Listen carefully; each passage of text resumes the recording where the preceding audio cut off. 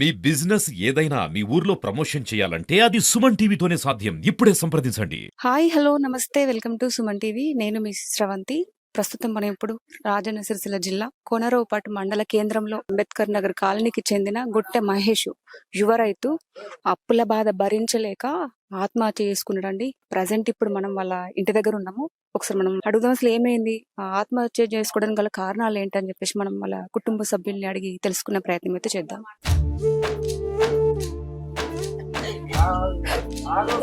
ఇప్పుడు మనతో మహేష్ వాళ్ళ అమ్మగారు ఉన్నారు, వాళ్ళ అన్నయ్య, వాళ్ళ చెల్లె. ఇప్పుడు మన మహేష్ అసలు ఆత్మహత్య ఎందుకు చేసుకున్నాడు అని చెప్పేసి మాకు ఒక్కసారి వాళ్ళని అడుగుదాము. చాలా బాధలో ఉన్నారు. అసలు వీళ్ళ పరిస్థితి చూస్తే కూడా చాలా దారుణంగా ఉందండి. ఉండడానికి ఒక ఇల్లు మాత్రమే ఉంది, ఎలాంటి ఆధారం కూడా లేదు. ఆ ఉన్న భూమి కూడా వీళ్ళ పొన్న లేదు అని చెప్పేసి వీళ్ళు అంటున్నారు. అసలు ఏం జరిగింది అనేది ముందుగా మనం ఒకసారి వాళ్ళని అడుగుదాం. హలో అమ్మా. అమ్మా బాధపడకండి. అమ్మా నా బోటికి అమ్మా కట్లచ్చి చచ్చిపోయిండు.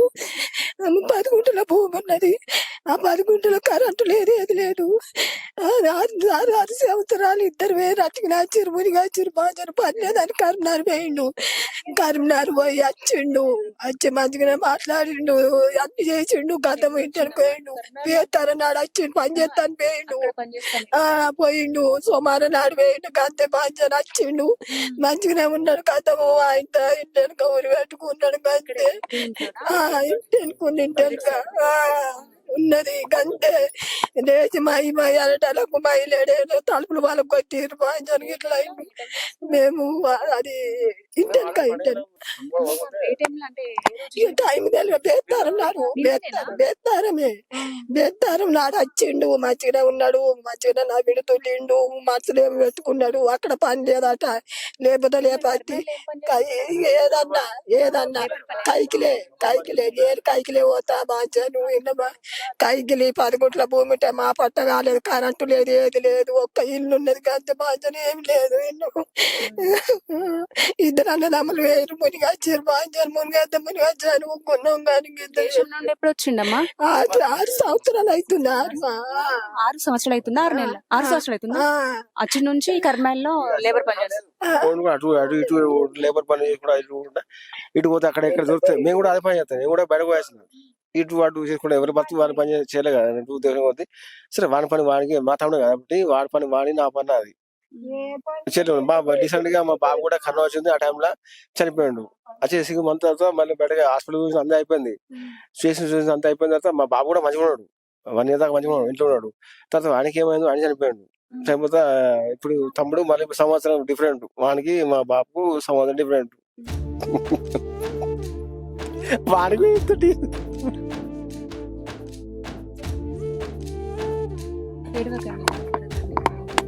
తిరిగి రాడు. ఓకే అట్లా లేడు. వాడు వర్క్ పోతున్నా ఏం పోతున్నా. వాడి పని చేసుకుని వాడి పని నా పని లేదు.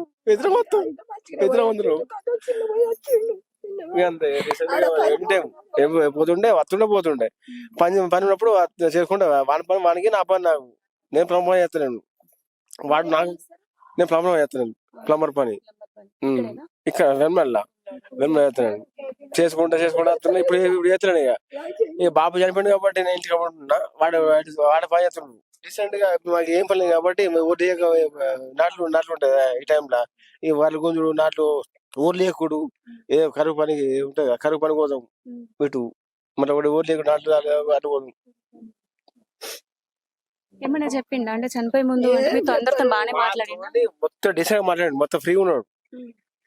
మాట్లాడి చూసుకుంటా మొత్తం మాట్లాడుకుంటా మొత్తం చూసుకుంటా ఉన్నాడు. ఇటు అటు అనుకుంటా తిరుగుంటా. రేపు పెళ్లి మా తమ్ముడి పెళ్లి నిన్న రీసెంట్ గా మా చిన్నబాబు కొడుకు పెళ్లి పోదామని వచ్చిండు అన్నట్టు. వచ్చిండు కర్మూరి వచ్చినట్టు. అందరితో ఇంటి దగ్గర అయితే అందరితో బాగానే ఉన్నాడు. ఊరు కాదు ఇక్కడ మొత్తం కోనపేటలో మొత్తం వాడు నేను తెలియదు కానీ వాడు ఫ్రీ.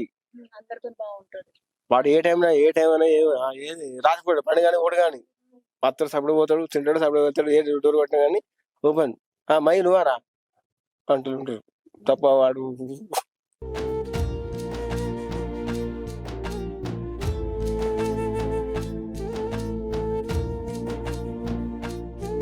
నేను పెద్దోన్ని తమ్ముడు చెల్లె ముగ్గురికి ఇంకా పెళ్లి లేదు. అంతే నేను ఆల్రెడీ 3 లక్షలు నేను పెట్టిన నా డీసెంట్ గా పెట్టిన వానికి పెట్టిన నేను బయటకు పోయినా వాడిని తీసుకున్నా ఇద్దరం పోయినాం నేను తీసుకున్నా వానికి పైసలు నేను పెట్టినా మళ్ళీ నేను వచ్చిన అన్న నువ్వు ఉండే నేను బయటకు వెళ్తా నేను ఇంటికి వచ్చిన వచ్చి వాడు పని చేయలేదు మళ్ళీ వచ్చిండు వచ్చేవారు నాకు దుబాయ్ వర్క్ చేయలేదు ఇక వచ్చిన తర్వాత వాళ్ళకి ఇట్లా అయింది రా అని వచ్చేవాడు వచ్చేవారు డబ్బులు కట్టాలి కదా విజా పెట్టిన పైసలు మీరు మీ బ్రదర్ తీసుకున్నారు అప్పుడు 80 పెట్టినాను విజాకి 80 అక్కడ కట్టి తీసుకున్నా మా బాబాయ్ ఫస్ట్ టైం తీసుకున్నాడు నన్ను ఫస్ట్ టైం తీసుకున్నాడు నేను బాబాయ్ 8కి వచ్చాడు నేను అన్నా కాబట్టి మా తప్పుడు నేను తీసుకున్నా తీసుకున్న తాపకు పెట్టకపోతే ఇంత వచ్చి తీసుకున్నా 2 సార్లు వచ్చిండు మళ్ళీ పోయాడు మళ్ళీ వచ్చి మళ్ళీ తీసుకున్నా ఇట్లా డీసెంట్ గా ఇట్లా ఏంటంటే నాకు నచ్చడంటే సరే నీకు నచ్చ కంపెనీ అంటే వానంత కంపెనీ లేదు మంచి కంపెనీ. మీరిద్దరు ఎన్ని సంవత్సరాలు ఉన్నారు అక్కడ దుబాయ్ లో? నేనా ఇద్దరు మీ బ్రదర్ ఉండి మీరు? మా తమ్ముడు ఒక వీసా అయిపోయింది 2 సంవత్సరాలు అగ్రిమెంట్ ఉంటది నేను ఫస్ట్ వెళ్ళొచ్చిన ఆల్రెడీ నేను వెళ్ళొచ్చిన అన్నాడు కరెంట్ టైం వచ్చింది కంపెనీ వీసా లేదు పని లేదు ఏం లేదు వెళ్ళిపోయి అంతా ప్యాక్ చేస్తే నేను మళ్ళీ అప్పు చేసుకొని 5,000 రూపాయలు కార్ తీసుకొని మళ్ళీ హైదరాబాద్ క్వారంటైన్ అంటారు క్వారంటైన్ ఏమంటారు క్వారంటైన్ ఆ టైంలో 12 రోజులు రోజుకు 1,000 రూపాయలు కట్టి తీసుకొచ్చి మనకి ఏం లేదని వేసుకొని తీసుకొచ్చిన అప్పటి నుంచి ఇక్కడికి వచ్చిన తర్వాతనే లేబర్ పని చేసుకుంటున్నాడు. దేశం పోయిండు ఎయిర్పోర్ట్ లో పోయినాక కథ ఎవరో పాస్పోర్ట్ కొట్టేసి నన్ను రాయితే వచ్చిండు ఇక మళ్ళీ పోలేదు ఇక చిన్నోడు వాడిని బాధ ఎక్కినట్టు ఎక్కి అంత మసిగా అయిపోయినట్టు అన్నారు ఎయిర్పోర్ట్ లో అయితే పాస్పోర్ట్ కొట్టేసారు సపరేట్గా మరొచ్చారు కర్ణాల మంది అంటే మా మాటలకి ఇట్లా అద్దు ఏదైనా వేసుకొని బతుకుదామని వచ్చిర్రు ఇంట్లో ఇక ఇటేమున్నారు ఇక విన్నవా అన్ని చత్తమన్నారు కర్ణాలని విన్నవా ఇంక ఎయిర్పోర్ట్లకి నీకు ఇంతగానో ఇట్లా బాగా పని లేకపోయాను అని. ఇప్పుడు పొలం అంటే మీకు మీ పేరు మీద లేదా? మీ పొలం 10 గుంటలు ఎవరి పేరు మీద ఉన్నది? మా తాతల పోలే మా తాతలు 5 మా తాతలతో మా బాలు రాలేదు ఇక అంతా మాకు ఉమ్మడి కుటుంబం అన్నట్టు ఇక అప్పుడు మనం ఎవరు చేసుకున్నా కానీ ఎవరు చేసుకున్నా కరెంట్ లేదు బావి లేదు ఆ 9 గుంటలు ఉన్నది అత్తిదే బీడు. అమ్మ నాకు ఉన్నది 10 గుంటలు ఉన్నది నేను ఎట్లా పండించుకుంటున్నా పొలం లేదు అని లేదు ఉన్నది ఇప్పుడు వేసిన ఉన్నది 10 గుంటలు నాకు అంతే. తను చనిపోవడానికి అయితే అప్పులే కారణం అంటారు. అప్పులే. ఇక్కడ చూస్తున్నాము మహేష్ వాళ్ళకైతే ఒక చిన్న ఇల్లు మాత్రమే ఉంది, ఒక 10 గుంటల జాగ ఉందట. ఆ 10 గుంటల జాగ కూడా వీళ్ళ పేరు మీద లేదంట, అది పొత్తుల మీద ఉంది, ఇంకా వీళ్ళ పేరు మీద రాలేదు అని చెప్పేసి వీళ్ళు అంటున్నారండి. సో చూడొచ్చు ఒక చిన్న ఇల్లు మాత్రమే ఉంది. ఇది నేను అనుకుంటా వాడు పండుగ లేకపోతే ఎలా అనుకుంటాడు వాడు సపరేట్ రూమ్ అని సెపరేట్ గా పడుకుంటాడు. వాని ఇష్టం అయ్యా ఇక్కడ ఏం పడుకుంటాడు అక్కడ ఏం అయ్యో వాని ఇష్టం ఇక మేము తిని పడుకుంటే ఇటు పడు అని నచ్చుతుంది ఇట్లా పట్టాడు ఒకసారి టీవీ పడుకుంటాడు చూసుకుంటా తను వాంతా 12, 9, 12 అయింది 11 అయింది వాడే చేసిండు చేసిన తర్వాత వాడే చేసిండు 11, 12 అవుతుంది టీవీ చూస్తున్నాడు ఆల్రెడీ. చూసిన తర్వాత ఏమైందిరా పడుకోవాలని పొద్దున పెళ్ళికోవాలంటే ఆ పోతుంది అన్న అన్నాడు. మా సరదీరా పోతుంది మరి పండుకోరా నాకు కోపం వచ్చింది.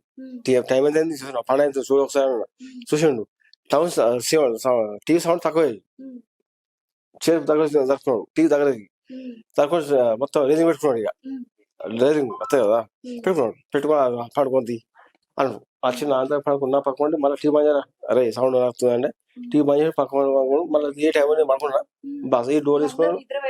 ఇక మొత్తం ఆల్రెడీ 12 గంటలాగా మేము తెలుతున్నాం. వానికి ఏమనిపించింది ఏమైనా ఎవరు ఫోన్ చేస్తుండో వానికి నాకు బయటకు వచ్చిండు ఇప్పుడు ఇంకా లేడు ఇక్కడ లేడు కదా కరీంనగర్ వచ్చింది కాబట్టి ఇప్పుడు 4 రోజుల నుంచి అది లేదు కాబట్టి ప్రెసిడెంట్ నాకు తెలుస్తుంది నేను ఉంటే మరి మాట్లాడవచ్చు కదా.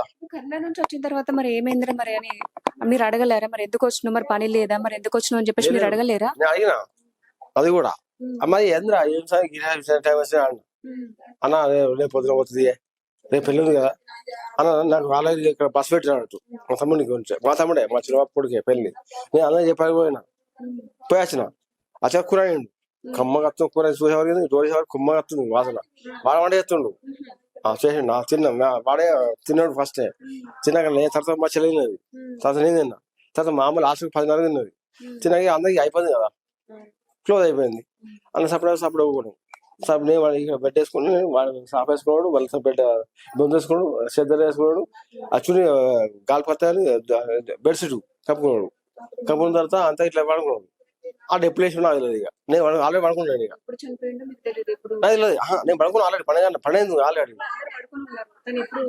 తెలియదు నాకు వాళ్ళు ఏం బాధ వాళ్ళు ఎవరికి ఫోన్ చేసారు ఏం కదా నాకు అర్థమవుతలేదు వాడు ఇక దేవుడు అందరూ ఇక్కడే పడుకుంటారంట అసలు చూడొచ్చు. కానీ నైట్ టైంలో 12 తర్వాత తను ఆత్మహత్య చేసుకున్నాడు అని చెప్పేసి వాళ్ళ అన్నగారు కూడా అంటున్నారు. సో లోపలికి వెళ్దాం, మనం ఒకసారి చూద్దాము తను అక్కడ ఉరేసుకున్నాడు అని చెప్పేసి అంటున్నాడు. ఒకసారి మనం వెళ్ళి చూద్దాం రండి. చూడండి తను ఇక్కడైతే ఉరేసుకున్నాడంట. తను ఇదే రూమ్ లో పడుకుంటాడంట. ఒక్కొక్కసారి ఇదే రూమ్ లో, ఒక్కసారి అక్కడ హాల్ రూమ్ లో అయితే తను పడుకుంటాడంట. ఎక్కడ ఇష్టం ఉంటే అక్కడ పడుకుంటాడంట. తను ఇక్కడ ఈ మంచంలో పడుకుంటా అని చెప్పేసి ఇక్కడికి వచ్చిండట. కానీ ఏం జరిగిందో తెలియదు. వాళ్ళ చుట్టాలది పెళ్లి ఉందని చెప్పేసి వచ్చిండంట. కానీ అందరితో వచ్చిన తర్వాత కూడా అందరితో బాగానే ఉన్నాడంట. తనే కూడా వంట కూడా చేసిండంట. అందరు కలిసి తిన్నారంట. బాగానే అందరితో కలిసిమెలిసి ఉన్నాడంట. హ్యాపీగానే ఉన్నాడు అని చెప్పేసి వాళ్ళ అన్నగారు కూడా మనతో చెప్పడం అయితే జరిగింది. కానీ రాత్రి అందరు పడుకున్న టైంలో ఇక్కడైతే తను ఉరివేసుకున్నాడంట. ఒకసారి చూడొచ్చు. ఇక్కడే వేసుకున్నారు. ఇదే కిచెన్ అదేంది ఇది ఈ ప్లేస్ కిచెన్ ప్లేస్. మేము అటు బెడ్రూమ్ అది దేవుడు ఇటు హాలు అటు బయట మేము ఏం చేస్తాం అట్లా.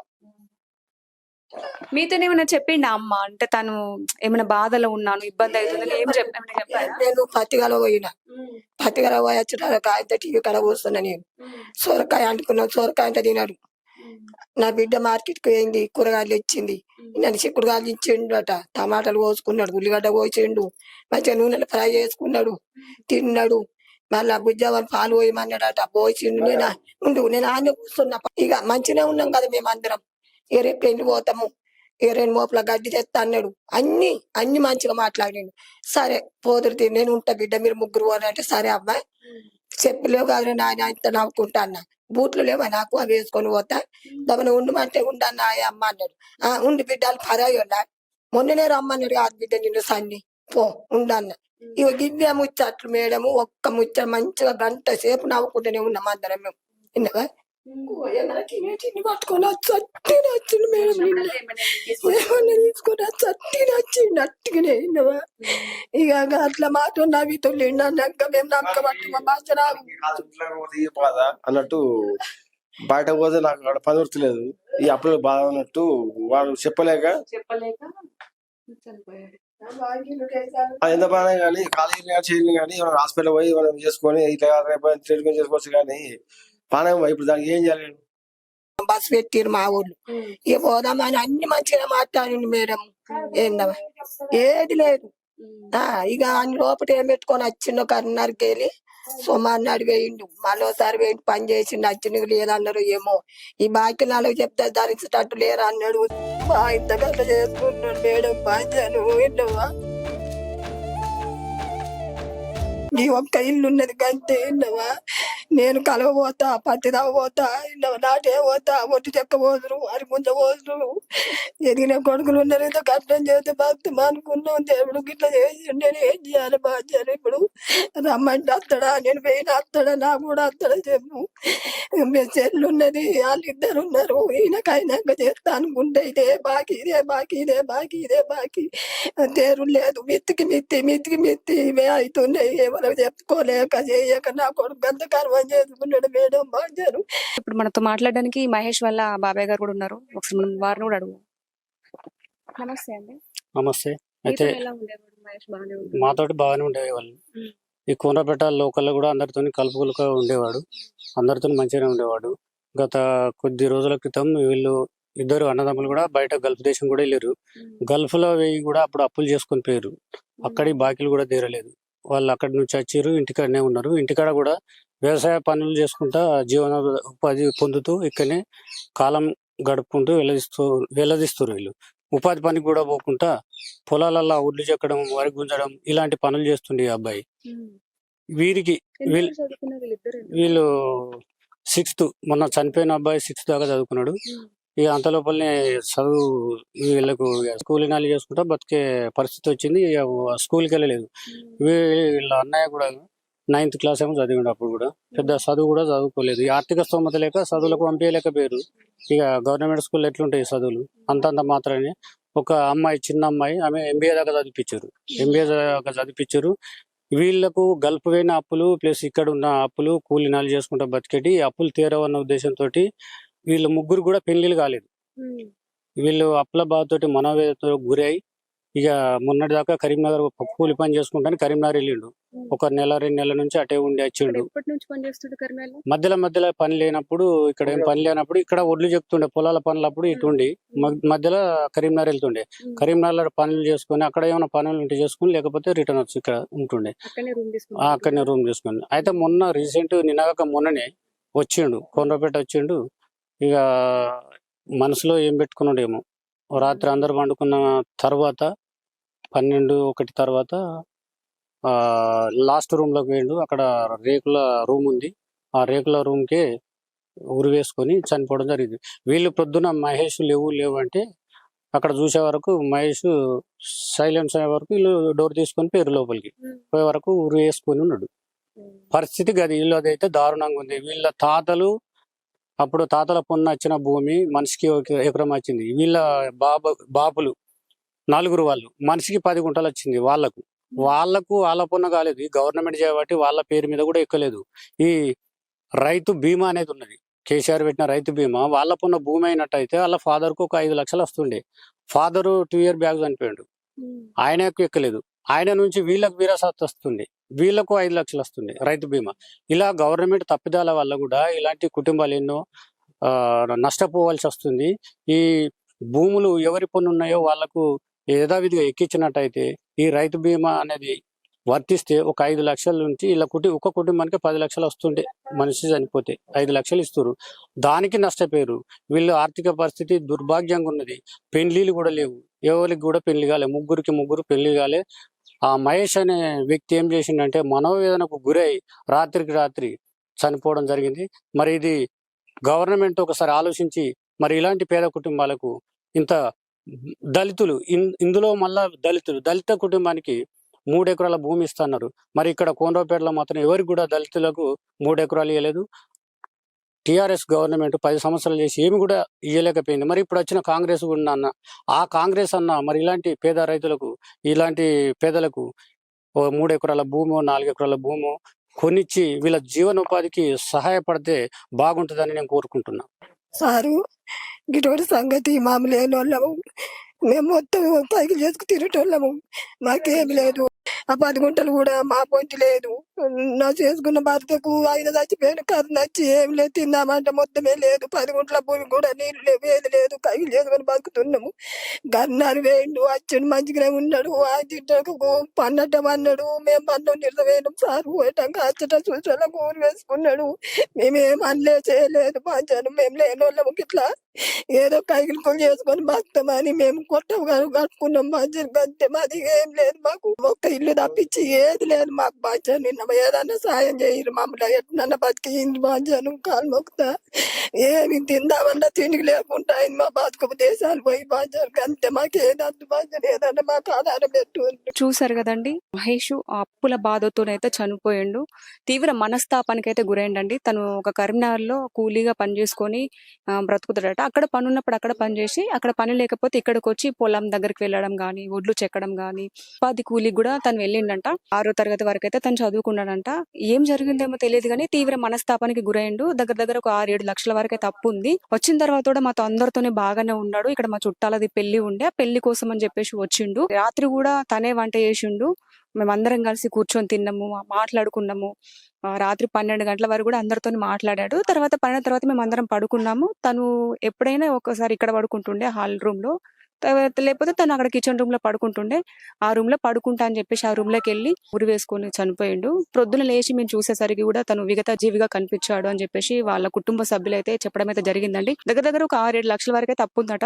10 గుంటల జాగా ఉన్నా కూడా వీళ్ళ పేరు మీద లేదంట. మాకు ఎలాంటి ఆధారం కూడా లేదు. ఉండడానికి ఒక ఇల్లు మాత్రమే ఉంది. మేము ఇద్దరం అన్నదమ్ములము, మాకు ఒక చెల్లె. ముగ్గురికి కూడా పెళ్లిళ్ళు కూడా కాలేవు. మా నాన్న కూడా 2 సంవత్సరాల క్రితం కూడా చనిపోయిండని చెప్పేసి వాళ్ళ అన్నయ్య గారు కూడా మనతో చెప్పడం అయితే జరిగిందండి. ఇదండి, వాళ్ళు కూడా ప్రభుత్వం నుంచి కూడా ఆర్థిక సహాయము కావాలి అని చెప్పేసి అంటున్నారు. ఎందుకంటే ఎలాంటి ఆధారం లేదు, బతుకుదెరువు కూడా లేదు. చేసుకుంటే కూలీ లేదంటే ఖాళీగా ఉండడమే అని చెప్పేసి అయితే వాళ్ళైతే మాట్లాడుతున్నారు. కనీసం ప్రభుత్వం ఆదుకోవాల్సిందిగా వాళ్ళైతే కోరుతున్నారండి. కెమెరామెన్ శివతో నేను మీ శ్రవంతి, సుమన్ టీవీ.